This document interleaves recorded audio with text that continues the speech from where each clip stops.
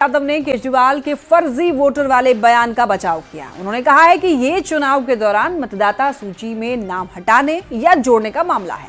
महाराष्ट्र में भी लाखों वोट जो है वो बाद में इकट्ठा किए गए थे। ये जोड़ने या घटाने का मामला है। उन्होंने साथ ही ये भी कहा है कि इसे एक मुद्दा बनाने की कोशिश की जा रही है। वोटर लिस्ट में जो वोट जुड़वाना हटवाने वाला जो है, ये तो बात उसका है। महाराष्ट्र में भी आप देखेंगे कि बाद में जो है लाखों वोट जुटे, तो ये मामला तो एडिशन और आपका जोड़ने और हटाने का ही है। तो इसमें हमको नहीं लगता कि ज्यादा लोग जो है मुद्दा बनाने की कोशिश कर रहे हैं। आइए अब समझिए कि केजरीवाल के बचाव में तेजस्वी यादव का क्या कहना है। देखिए, तेजस्वी ने केजरीवाल के फर्जी वोट वाले बयान को लेकर बचाव करते हुए दिखाई दिए। उन्होंने कहा है कि ये वोटर लिस्ट में नाम जोड़ने का मामला है। महाराष्ट्र चुनाव में भी ऐसा किया गया था। अब इसे मुद्दा बनाने की दरअसल कोशिश की जा रही है, ऐसा ये तेजस्वी यादव का कहना है। ऐसे में समझिए कि केजरीवाल के समर्थन में तेजस्वी यादव क्यों बोल रहे हैं। देखिए, आप और आरजेडी दोनों एक ही गठबंधन में हैं और दोनों ही पार्टियां जो है इंडिया गठबंधन में है। तो दिल्ली विधानसभा चुनाव में केजरीवाल को लेकर के आरजेडी का सॉफ्ट कॉर्नर है। तेजस्वी को ऐसा लगता है कि केजरीवाल बीजेपी को रोक सकते हैं। तेजस्वी को लगता है कि बीजेपी इसे बेवजह मुद्दा बना रही है। बयान को मुद्दा बनाकर बीजेपी जो है वो फायदा उठाना चाहती है, ऐसा तेजस्वी यादव को लगता है। लेकिन ऐसे में सवाल ये उठता है कि दिल्ली में केजरीवाल ने बिहार का जिक्र क्यों किया। फर्जी वोटर की बात से बिहार के लोगों को आखिर क्यों जोड़ा, ये सवाल उठते हैं बयान देने के बाद। चलिए बढ़ते हैं खबरों में आगे। सीएम नीतीश कुमार ने एक बार फिर साबित कर दिया है कि वो सिर्फ घोषणा ही नहीं करते हैं बल्कि काम भी करते हैं। सीएम नीतीश कुमार ने कैबिनेट की बैठक में 55 एजेंडे पर मुहर लगाई, जिसमें 21 एजेंडे सिर्फ प्रगति यात्रा के दौरान किए गए घोषणा से जुड़े हुए थे। सीएम ने दरभंगा हवाई अड्डे के विस्तार के लिए जमीन अधिग्रहण पर भी मुहर लगा दी है।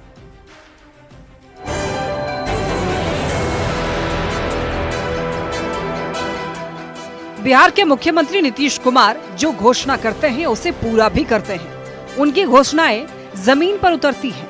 सीएम नीतीश ने कैबिनेट की बैठक में 55 एजेंडे पर मुहर लगाई, जिसमें 21 एजेंडे सीएम नीतीश कुमार की प्रगति यात्रा के दौरान की गई घोषणा से जुड़ी हुई है। यानी सीएम ने प्रगति यात्रा के दौरान जनता से जो वादे किए उसे कैबिनेट की बैठक में मुहर लगाकर पूरा किया। कैबिनेट की बैठक में सीएम ने बिहार को एक बार फिर से बड़ा तोहफा दिया है। नीतीश कैबिनेट का फैसला। नीतीश कैबिनेट की बैठक में 55 एजेंडे पर मुहर। सीएम की प्रगति यात्रा के 21 एजेंडों पर मुहर। प्रगति यात्रा में किए वादे पर कैबिनेट की मुहर। 55 एजेंडे पे आज निर्णय हुआ है और इस 55 एजेंडों में से 21 जो निर्णय हैं 21 वो प्रगति यात्रा में जो यात्रा हो रही है राज्य भर में, उसमें 21 मामलों की स्वीकृति दी गई है। इसमें 2,960 करोड़ 48,18,435 रुपए इसमें स्वीकृत हुए हैं। सीएम नीतीश लगातार बिहार के लिए बड़े बड़े फैसले ले रहे हैं। प्रगति यात्रा के दौरान सीएम ने जो भी ऐलान किया उसे सरजमीं पर उतारने के लिए कैबिनेट में प्रस्ताव लाकर मुहर लगाई। सीएम नीतीश का वादा है, हवा हवाई नहीं होता। इसे नीतीश कुमार ने एक बार फिर साबित कर दिया है। न्यूज़ 18 के लिए पटना से संजय कुमार की रिपोर्ट।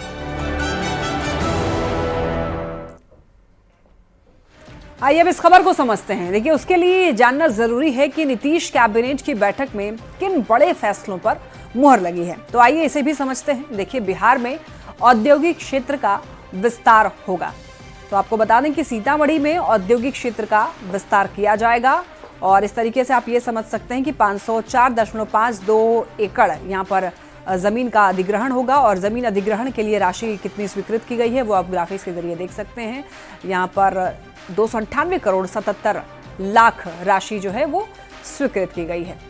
साथ ही साथ बढ़ते हैं आगे और देखिए, यहाँ पर इन बड़े फैसलों पर कैबिनेट की मुहर लगी है। वैशाली में भी औद्योगिक क्षेत्र का विस्तार किया जाना है, तो इस पर भी मुहर लग गई है। अब आपको बताते चलते हैं कि कितना जमीन का अधिग्रहण होगा। वैशाली में औद्योगिक क्षेत्र का विस्तार होना है, तो इसमें देखिए 1243.45 एकड़ जमीन का अधिग्रहण होगा। तो वहीं कितनी राशि जो है वो स्वीकृत की गई है वो भी आप आंकड़ों के जरिए ग्राफिक्स में देख सकते हैं। अब देखिए, इन बड़े फैसलों पर कैबिनेट की मुहर लगी है। दरभंगा एयरपोर्ट बनेगा अंतर्राष्ट्रीय एयरपोर्ट। तो एक बहुत बड़ी ये घोषणा है, बहुत बड़ा ऐलान है। इस कैबिनेट में इस पर मुहर भी लग गई है। अब इस तरीके से आप समझ सकते हैं कि दरभंगा एयरपोर्ट बनेगा तो उसके लिए कितनी ज़मीन ली जाएगी, ये भी आप ग्राफिक्स के जरिए देख सकते हैं। और इस ज़मीन के लिए कितनी राशि जो है वो मंजूर की गई है, वो भी आप इसमें देख सकते हैं ग्राफिक्स के जरिए। ज़मीन के लिए 244 करोड़ 60 लाख की राशि जो है मंजूर की गई है। वहीं देखिए, इन बड़े फैसलों पर कैबिनेट की मुहर लगी है। ऐसे में आप ये समझ सकते हैं कि रक्सौल हवाई अड्डा का भी विस्तार होगा, ये भी एक यहाँ पर है। और बता दें आपको, रक्सौल हवाई अड्डा का विस्तार होना है तो ऐसे में कितनी ज़मीन ली जाएगी, 139 एकड़ ज़मीन ली जाएगी और ज़मीन के लिए 207 करोड़ की राशि जो है वो मंजूर की गई है। आप ग्राफिक्स के जरिए ये आंकड़े आप देखते जाइए। अब देखिए, ये घोषणा ही नहीं है, काम भी करते हैं। प्रगति यात्रा में हुई घोषणाओं पर कैबिनेट की मुहर लगी है और इस तरीके से आप ये समझ सकते हैं कि नीतीश कुमार जो कहते हैं वो करते भी हैं, उनके कामों में वो बातें दिखती भी है जो बात जनता के सामने करते हैं। चलिए बढ़ते हैं खबरों में आगे और आपको बताते चलें, प्रधानमंत्री के पहले पॉडकास्ट का पूरा वीडियो शुक्रवार को रिलीज किया गया। इसमें पीएम मोदी ने राजनीति, गोधरा कांड से लेकर के चीन और अमेरिका तक की बातें की।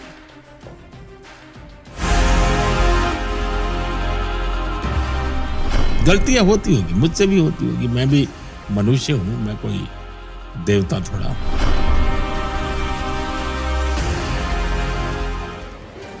प्रधानमंत्री नरेंद्र मोदी ने जेरोधा ऐप के को-फाउंडर निखिल कामत के साथ अपना पहला पॉडकास्ट किया। इस इंटरव्यू में पीएम मोदी ने युद्ध की स्थिति, अपने पहले और दूसरे कार्यकाल के अनुभव, व्यक्तिगत सोच और राजनीति में युवाओं की भूमिका तक पर बात की। राजनीति में निरंतर अच्छे लोग आते रहने चाहिए और मिशन लेकर के आए, एम्बिशन लेकर के नहीं। अगर मिशन लेकर के निकले हो तो कहीं न कहीं तो आपको स्थान मिलता जाएगा। एम्बिशन से ऊपर होना चाहिए मिशन।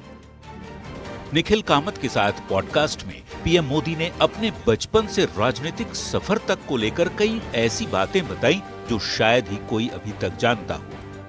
जिंदगी बहुत कुछ सिखाती है जी, और शायद वही मेरा एक प्रकार से सबसे बड़ी यूनिवर्सिटी थी। मुसीबत यूनिवर्सिटी है मेरे लिए जो मुझे सिखाती है। और हो सकता है कि मैंने मुसीबत को मोहब्बत करना सीख लिया है, जिसने मुझे बहुत कुछ सिखाया है। पीएम मोदी ने अपने पहले पॉडकास्ट में खुलकर बातें की और कहा कि उनसे भी गलतियां होती हैं, वे मनुष्य हैं, देवता नहीं। गलतियां होती होगी, मुझसे भी होती होगी, मैं भी मनुष्य हूं, मैं कोई देवता थोड़ा हूं। तो मनुष्य हूं तो गलती होती है। बद इरादे से गलत नहीं करूंगा, ये मेरे मन का रहा है। पीएम मोदी ने राजनीति से लेकर चीन के राष्ट्रपति शी जिनपिंग से अपने रिश्ते के साथ ही अमेरिका की ओर से वीजा कैंसिल करने के मुद्दे पर भी खुलकर बात की। कुछ लोगों ने झूठ चला दिया, इसलिए ये निर्णय हो गया। दुनिया में ऐसे चलती है दुनिया, मेरे मन में एक भाव था।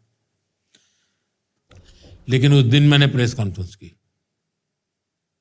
और मैंने कहा कि आज अमेरिकन गवर्नमेंट ने मेरा वीजा रद्द किया है। जो कहना था मैंने कहा, लेकिन मैंने एक बात कही, मुझे कुछ सवाल पूछा गया। मैंने कहा देखिए, मैं अब ऐसा हिंदुस्तान देखता हूं कि दुनिया वीजा के लिए लाइन में खड़ी रहेगी। ये 2005 का मेरा स्टेटमेंट है और आज 2025 में हम पहुंच रहे हैं। सोशल मीडिया के बढ़ते प्रभाव के साथ ही पॉडकास्ट का चलन भी चल पड़ा है। फिलहाल देश में पीएम मोदी के पहले पॉडकास्ट की चर्चा सबसे ज्यादा है। Bureau report, news 18।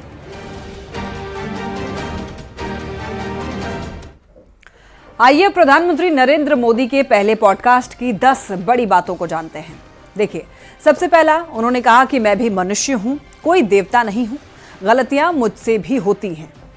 दूसरा बड़ी बात जो उन्होंने कही है, मैं कभी भी बुरे इरादे से कुछ गलत नहीं करूंगा, ये मेरे जीवन का मंत्र है। बढ़ते हैं आगे। और तीसरा उन्होंने क्या कहा है, उनका कहना है कि गांधी और सावरकर के रास्ते अलग थे, लेकिन उनकी विचारधारा स्वतंत्रता थी। और उसके बाद उन्होंने कहा कि आदर्शवाद विचारधारा से कहीं ज्यादा महत्वपूर्ण है और फिर वो कहते हैं कि पहले कार्यकाल में मैं दिल्ली को दरअसल समझने की कोशिश कर रहा था, और उसके बाद उनका कहना है कि दूसरे कार्यकाल में लोगों को लेकर के समझ और भी ज़्यादा बेहतर होती चली गई। और इनका ये कहना है कि राजनीति में निरंतर अच्छे लोग आते रहने चाहिए, और ये युवाओं को लेकर भी कहते हैं। इनका कहना है कि युवा राजनीति में आए, पॉलिटिक्स एम्बिशन नहीं है, मिशन होना चाहिए, इनका ये कहना है। फिर इनका कहना है कि दुनिया में बढ़ते युद्ध पर भारत तटस्थ नहीं बल्कि शांति का पक्षधर है, और प्रधानमंत्री नरेंद्र मोदी ने कहा है कि एक दिन ऐसा आएगा जब दुनिया भारतीय वीजा के लिए कतार में खड़ी होगी। चलिए बढ़ते हैं खबरों में आगे और बात झारखंड की कर लेते हैं। देखिए, झारखंड में लंबे समय से 1,36,000 करोड़ की बकाया राशि पर चल रहे विवाद पर अब विराम लगता हुआ दिखाई दे रहा है। पहली बार राज्य और केंद्र सरकार के बीच इस मुद्दे पर इतनी सकारात्मक बातचीत हुई है। केंद्रीय कोयला मंत्री जी किशन रेड्डी के साथ सीएम सोरेन ने उच्च स्तरीय बैठक की और बकाये का पूरा ब्यौरा भी दिया। अब इस पूरे मुद्दे पर क्या है केंद्र सरकार का रुख, इस रिपोर्ट में देखिए।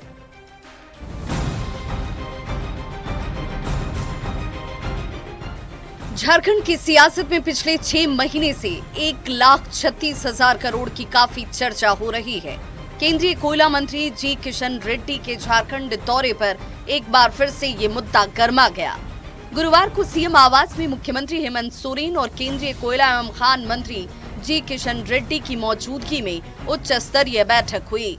बैठक में सीएम सोरेन ने 1.36 लाख करोड़ रुपए के भुगतान की मांग की, कोयला कंपनियों पर बकाया पैसों का आकलन पेश किया और 1.36 लाख करोड़ के बकाये का आधार बताया। सीएम सोरेन की मांग पर केंद्रीय मंत्री जी किशन रेड्डी ने इस मुद्दे के समाधान और बकाये के भुगतान का भरोसा दिया। केंद्रीय मंत्री ने कहा कि जो भी हिसाब होगा केंद्र सरकार जरूर पैसे देगी। जो भी पैसे झारखंड को देने का है तो बिल्कुल देंगे। हमारा दृष्टिकोण से जो भी निर्णय होगा उस निर्णय में जो भी निकल के आएगा भारत सरकार तैयार है। काफी लंबे समय तक रस्साकशी के बाद राज्य और केंद्र सरकार के बीच इस मुद्दे पर इतनी सकारात्मक बातचीत हो पाई। इसे लेकर कमेटी भी गठित कर दी गई है। देखना होगा कि केंद्र सरकार कब तक और कितनी राशि हेमंत सरकार को मुहैया कराती है। रांची संवाददाता गौरव झा के साथ ब्यूरो रिपोर्ट न्यूज़ 18। तो रिपोर्ट आपने देख ली है, अब आइए समझते हैं क्या है 1,36,000 करोड़ का ये मामला। देखिए, झारखंड में केंद्र पर कोयले के राजस्व मद में बकाया है। कोल कंपनियों पर 1,36,000 करोड़ का बकाया है। वॉज्ड कोल रॉयल्टी का 2,900 करोड़ रुपए का बकाया है। कॉमन कॉज का 32,000 करोड़ रुपए का बकाया है। अब देखिए, भूमि मुआवजे की बात करें तो भूमि मुआवजे की राशि का 41,142 करोड़ बकाया है, और ये बकाया राशि काफी समय से झारखंड की सरकार केंद्र सरकार से मांग रही है। अब जिस तरीके से केंद्रीय कोयला मंत्री से बातचीत हुई है, अब ऐसा लग रहा है कि कुछ इस समस्या का समाधान जो है वो निकल सकता है, और ये जो बकाया राशि है वो मिलने की संभावना लग रही है। इसी के साथ इस बुलेटिन में इतना ही। तमाम खबरों के लिए आप देखते रहिए न्यूज़ 18।